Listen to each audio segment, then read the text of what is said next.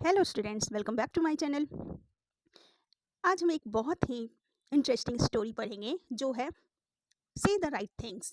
ठीक है, बेसिकली ये एक प्ले है जिसमें एक मदर अपनी डॉटर को सिखाती है कि हर सिचुएशन में अपनी बात कैसे और कब कहनी चाहिए। ठीक है, लेकिन जब उसके घर में गेस्ट आते हैं तो उनकी डॉटर जो थी वो कुछ ऐसा कह देती थी जिससे उनके गेस्ट काफ़ी अनकंफर्टेबल फील करने लगते हैं। तो चलिए पढ़ना शुरू करते हैं और देखते हैं क्या है इस प्ले में। तो सबसे पहले यहाँ पे एक एक्टिविटी गिवन है। ठीक है, let us do this activities before we read. Number 1, work in pairs and discuss. तो यहाँ पे एक वर्ड लिखा हुआ है अतिथि देवो भव, मीन्स की जो हमारे गेस्ट होते हैं वो बिल्कुल भगवान की तरह होते हैं। ठीक है, तो देखते हैं आगे एक्टिविटी में क्या दिया हुआ है। नंबर 1, व्हाट डज अतिथि देवो भव मीन। अतिथि देवो भव का क्या मतलब होता है? आंसर लिखेंगे, it means guest is God. ठीक है, इसका क्या मतलब है कि जो हमारे गेस्ट होते हैं वो भगवान होते हैं। It teaches us to treat guest with respect and kindness like they are divine. और ये हमें क्या सिखाते हैं? ये हमें सिखाते हैं कि हमारे जो गेस्ट होते हैं उनकी हमें रिस्पेक्ट करनी चाहिए और उनके साथ काइंड रहना चाहिए, और वो हमारे लिए बिल्कुल ही डिवाइन की तरह है, मतलब कि परमात्मा की तरह है। नेक्स्ट क्वेश्चन है, why is it important to be polite to guest. हमें गेस्ट के साथ बिल्कुल ही पोलाइट रहना क्यों जरूरी है? आंसर लिखेंगे, being polite makes guest feel comfortable and happy. जब हम गेस्ट के साथ पोलाइट रहते हैं तो हमारे जो गेस्ट होते हैं वो भी खुश होते हैं और कंफर्टेबल फील करते हैं। It shows respect, kindness and builds good relationship. और इससे क्या होता है, गेस्ट को भी पता चलता है कि हम उनकी कितनी रिस्पेक्ट कर रहे हैं, उनके साथ कितने काइंड हैं, और इसके साथ साथ उनके साथ हमारी रिलेशनशिप भी काफ़ी अच्छी होती है। नेक्स्ट क्वेश्चन है, choose the statement that display polite behaviour when you have guest at home. तो यहाँ पे क्वेश्चन पूछा जा रहा है कि जब आपके घर में कोई गेस्ट आते हैं तो उसके साथ आप पोलाइटली बिहेव करते हैं, तो इनमें से कौन सा स्टेटमेंट है जो आपके पोलाइट बिहेवियर को दिखाता है? तो नंबर 1 पे है,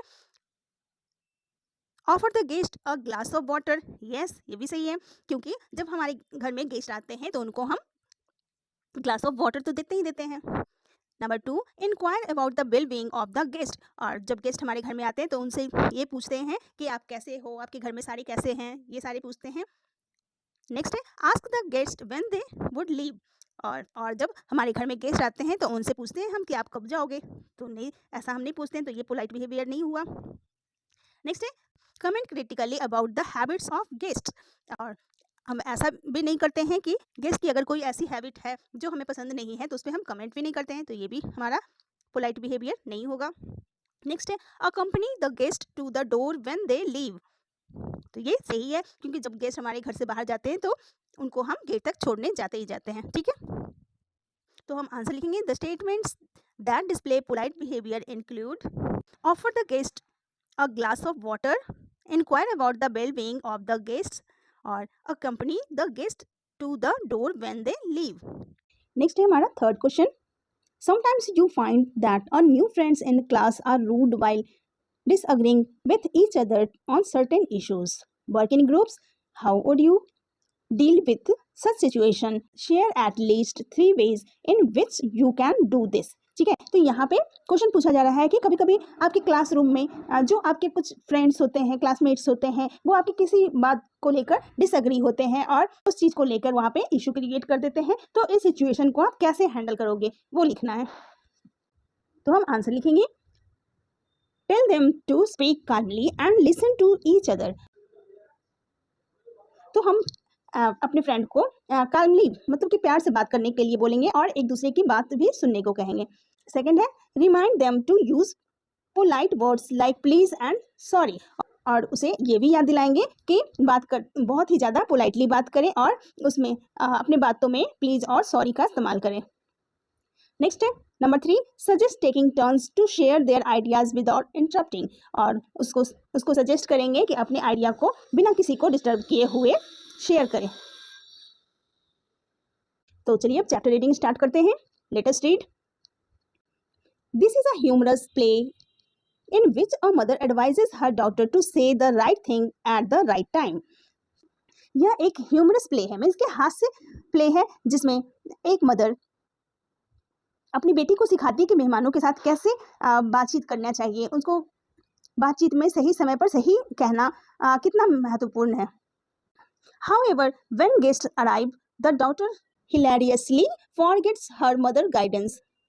हालांकि जब मेहमान आते हैं तो बेटी अपनी माँ की सलाह को भूल जाती है और गलतियां पर गलतियां करती रहती है, जिससे काफी हास्य पैदा होता है। ठीक है, तो बेसिकली यह नाटक ये ह्यूमरस प्ले है जिसमें माँ और उसकी बेटी के बीच बातचीत पर आधारित है। माँ अपनी बेटी को सिखाती है कि मेहमानों के साथ बातचीत का सही समय और सही बात कहना कितना महत्वपूर्ण है। ठीक है, हालांकि जब मेहमान आते हैं तो बेटी अपनी माँ की सलाह को भूल जाती है और गलतियां करती रहती है। Read the play to find out how she commits blunders and embarrasses the guest as well as her mother. तो चलिए इस नाटक को पढ़ते हैं और पता करते हैं कि कैसे उस बच्ची ने ब्लंडर किया और अपने मदर और गेस्ट दोनों को एम्बेरस किया। तो यहाँ पे कुछ कैरेक्टर्स हैं। Mary Shaw, a young girl, Mrs Shaw, Mary's mother, Mrs Hardling, the wife of Mr Hardling, wealthy man, Mrs Lee, Mr Hardling's married sister. ठीक है, तो यहाँ पे 4 कैरेक्टर दिए गए हैं। कौन कौन? एक छोटी बच्ची मैरी, उसकी mother Mrs Shaw, Mrs Harding और मिसेस हार्डली की sister in law Mrs Lee. तो ये 4 कैरेक्टर इसमें हैं। तो यहाँ पे सीन 1 में क्या होता है? Mrs Shaw, the room looks cleaner now, put that coat away in your bedroom, this room isn't the place for coat. तो मिसेस शाह जो है उनके घर में गेस्ट आने वाले थे, तो वो अपने घर को क्लीन कर रही थी और उन्होंने कहा कि अब घर अच्छा दिख रहा है, क्लीन दिख रहा है, ऐसा करो तुम अपने कोट को बेडरूम में रखो, ये कोई कोट रखने की जगह नहीं है। Mrs Harding and Mrs Lee will soon be here and they don't want to see that. तो मिसेस मैरी कहती है कि मिसेस हार्लिंग और मिसेस ली जो है वो आती ही होगी और उन्हें ये देखना बिल्कुल भी पसंद नहीं होगा कि यहाँ वहाँ चीज़ें पड़ी हो। मैरी फिर आगे मैरी कहती है you are always telling me to put things away. तो मैरी कहती है कि आप मुझे हमेशा ही ऐसे ही बोलते हो कि चीज़ों को यहाँ रखो वहाँ रखो बस। Mrs Shaw, yes I am, you leave your clothes all over the house. तो मिसेस शॉ कहती है कि हाँ मैं ऐसा कहती हूँ क्योंकि तुम पूरे घर में अपने क्लॉथ्स को इधर उधर फैला कर रखती हो। Mary, I am not a child. तो मैरी कहती है कि मैं कोई बच्ची नहीं हूँ। फिर मिसेस शॉ कहती है no you are not, so please keep your clothes in your own room. तो मिसेस शॉ कहती है कि नहीं तुम बिल्कुल भी बच्ची नहीं हो, इसलिए प्लीज अपने कपड़े को अपने रूम में रखा करो। फिर मैरी आगे बोलती है why are those 2 women coming here, who is Mrs Harding. तो आगे मैरी पूछती है कि वो 2 लेडी जो है यहाँ क्यों आ रही है और मिसेस हार्डिंग कौन है। मिसेस शॉ फिर जवाब देती है she is the wife of a wealthy man. वो तो मिसेस शाह कहती है वह एक अमीर आदमी मिस्टर हार्डिंग की पत्नी है। He has just bought a big house in Landfill. उसने बताया कि उन्होंने अभी ही हमारे घर के आसपास लैंडफिल के पास उन्होंने एक नया घर लिया है। They lived in London before, इससे पहले वो लंदन में रहते थे। She is coming to have a talk, वो हमारे साथ बातें करने आ रहे हैं। I met her in a shop and asked her to come, मैं उनसे एक शॉप पे मिली थी, तभी मैंने उनको घर पर आने के लिए कहा था। आगे मैरी कहती है oh I have seen her children, मैंने उनके बच्चों को देखा है। They often come along the road, who is Mrs Lee. तो आगे मैरी कहती है कि अच्छा वो है, मैंने तो उनके बच्चों को देखा है, वो रोड की तरफ से आते हुए मिले थे, लेकिन मिसेस ली कौन है। फिर से मिसेस शॉ बोलती है he is mister Hardinge sister.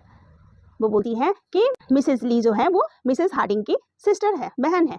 She has been staying with them for a while, वो कुछ समय से उनके साथ ही रह रही है। Mary what are you going to talk about. आगे मैरी कहती है से बातें क्या करने वाले हो। Mrs Shaw I don't know, मुझे नहीं पता है। ऑल काइंड्स ऑफ थिंग्स, सभी तरह की बातें। One day you will have go to some of these houses yourself and talk to the people there. और वो कहती है कि एक दिन तुम्हें भी यहाँ के सारे हाउसेस में, सारे घरों में अपने अकेले ही जाना होगा और उनसे, वहाँ के लोगों से बात करनी होगी। Mary I can talk now, मैं बातें कर सकती हूँ। I have been able to talk for a long time, और मैं काफ़ी समय से बात करना जानती हूँ। फिर मिसेस शॉ बोलती है येस दैट्स ट्रू, हाँ ये सच है। You always talk too much, तुम हमेशा ही बहुत बातें करती हो। But does anyone want to hear the things that you say, क्या तुम्हें लगता है कि तुम जो बोलती हो वो लोग उस बात को सुनना चाहते हैं। Mary I can talk very well when I like. तो मैरी आगे कहती है कि हाँ, मुझे बातें करना बिल्कुल बहुत ही ज़्यादा पसंद है। मैं बहुत अच्छी तरह से बातें कर सकती हूँ और वो मुझे पसंद है। I will stay with you today and talk to them when they come. और आगे मैरी कहती है मैं भी आज घर में रुकूंगी और जब वो आएंगे तो उनसे बातें करूंगी। Mrs Shaw, oh I don't think so, you can go out for a walk, it will be better if you do that. तो उसकी मम्मा कहती है कि मुझे नहीं लगता है कि तुम उनसे अच्छी तरह से बात कर सकती हो, तुम बाहर घूमने के लिए क्यों नहीं चली जाती हो, यही हमारे लिए भी अच्छा होगा। Mary, Y? मिसेस शॉ आगे बोलती है if you stay with me you may not से द राइट थिंग। तो मिसेस शॉ बोलती है कि अगर तुम यहाँ पे रुकोगी तो सही चीज़ें नहीं बोलोगी। आगे मैरी कहती है I know the right things to say, मुझे पता है कि क्या चीज़ें बोलनी चाहिए। Good morning, how are you and things like that. Let me stay today, I can do it very well, I will show you anyone can talk. तो आगे वो मम्मा से जिद करने लगती है कि मुझे भी घर पे रहना है, मुझे पता है लोगों से क्या बात करनी होती है, गुड आफ्टरनून, आप कैसे हो, ऐसी चीज़ें ही तो बोलनी होती है, तो मुझे भी घर में रुकने दो और मैं आपको दिखाऊंगी कि मैं भी बात कर सकती हूँ। आगे मिसेस शॉ बोलती है you may stay if you like, तुम रुक सकती हो अगर तुम रुकना चाहती हो, बट टेक केयर, लेकिन ध्यान रखना। I want to know Mrs Harding well, मैं मिसेस हार्डिंग को बहुत अच्छी तरह से जानना चाहती हूँ। I want her to ask me to go to their house, और मैं चाहती हूँ कि वो भी मुझे अपने घर पे बुलाएं। There isn't much to do here in Landfills, और वो आगे कहती है कि यहाँ पे लैंडफिल में ज़्यादा कुछ करने को तो है ही नहीं। And I want to know some more people, मैं यहाँ के और लोगों को भी जानना चाहती हूँ। I want some more friends here, मैं अपना कुछ और दोस्त यहाँ बनाना चाहती हूँ। So take care when you say anything, तो अगर तुम कुछ बोलती हो तो इसका ध्यान रखना, ठीक है। तो मैरी आगे कहती है टेल मी व्हाट टू से, आप ही मुझे बता दो कि क्या बोलना चाहिए। तो मिसेस शॉ आगे बोलती है I can't tell you everything but you will always be right of if you are kind to people. तो मिसेस शॉ बोलती है कि मैं तुम्हें हर चीज़ नहीं बता सकती है, लेकिन तुम्हें हमेशा ये ध्यान रखना चाहिए कि तुम लोगों के प्रति बिल्कुल काइंड रहो। Say things that will please them, ऐसी चीज़ें बोलो जो उनको पसंद हो। Then they will like you, ताकि वो आपको पसंद करें। Laugh a lot and try to make them laugh too, खूब हंसो और उन कोशिश करो कि वो भी हंसे। And if everyone stop talking say something to make them talk again, अगर भी बातें करते करते अगर रुक जाते हैं, बात करना छोड़ देते हैं, तो कुछ ऐसा करो ताकि वो फिर से बात करना शुरू कर दे। They don't want to sit here and look at the floor without speaking, think of something to say. तो आगे वो कहती हैं कि वो यहाँ पे बातें करने के लिए आ रही हैं, सिर्फ बैठने और हमारे घर के फर्श को देखने के लिए नहीं। ऐसा ध्यान रखना कि वो कुछ ना कुछ बातें करते रहे। Mary, I can do that, there is always something to say, must I do anything else. तो मैरी कहती है कि मैं ऐसा कर सकती हूँ, यहाँ बहुत सारी चीज़ें होती हैं जिसके बारे में बात की जा सकती है। Mrs Shaw, when they are ready to leave don't jump out of your chair and look gladly at the floor at the door. तो आगे समझाती है मिसेस शॉ कि जब वो जाने के लिए रेडी हो जाए तो तुम खुशी के मारे चेयर पर उछलने मत लगना और जल्दी से जाके दरवाजा मत खोल देना। You must look sorry when they want to leave, और जब वो जाने लगे तो आपको ऐसा बिहेव करो कि जब वो जा रहे हैं तो आपको अच्छा नहीं लग रहा है। Mary, what shall I do when they went to go, अगर फिर आगे मैरी पूछती है कि जब वो जाने लगे तो मुझे क्या करना चाहिए। तो मिसेस शॉ बोलती है ask them to stay a little while longer.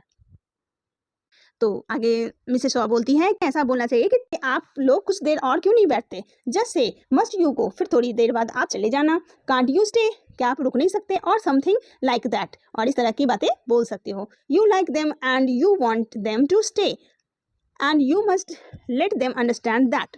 तो इस तरह से वो आपको पसंद करेंगे और वो उनको पता चल जाएगा कि आप चाहते हो कि थोड़ी देर और रुके। आगे मैरी कहती है that's not very hard it is, ये तो इतना भी मुश्किल नहीं है। आई विल रिमेंबर दैट, मैं इसे याद रखूंगी। Must you go, can't you say, must you go, can't you say. तो ऐसी बातें जो उसकी मम्मा ने सिखाया था उसने ये बातें याद कर ली। Mrs Shaw, that's right, now take your coat to your room and change into a clean dresses. जब सारी बातें मैरी को समझ में आ गया तो उसकी मम्मा ने बोला कि हाँ सही बात है, अब अपने रूम में इस कोट कर लेकर जाओ और अच्छे से तैयार होकर आओ। You must look nice when they come, जब वो आए तो तुम्हें बहुत ही ज़्यादा अच्छी दिखना है। And if everyone stops talking say something kind of make them talk again. अगर फिर वो अगर बातें करना बंद कर देते हैं तो तुम्हें बीच में ऐसा कुछ बोलना है जिससे वो बातें करना फिर से शुरू कर दे। And don't say anything that will make them angry. और ऐसी कोई भी बातें नहीं करना जिससे कि वो गुस्सा हो जाए। I will remember I have often done harder things than this. तो मैरी आगे कहती है कि मुझे याद रहेगा, इससे भी मुश्किल काम मैं पहले कर चुकी हूँ। तो यहाँ पे सीन 1 खत्म हो चुका है। सीन 2 को हम नेक्स्ट वीडियो में कवर करेंगे। ठीक है, मिलते हैं फिर नेक्स्ट वीडियो में। Thanks for watching.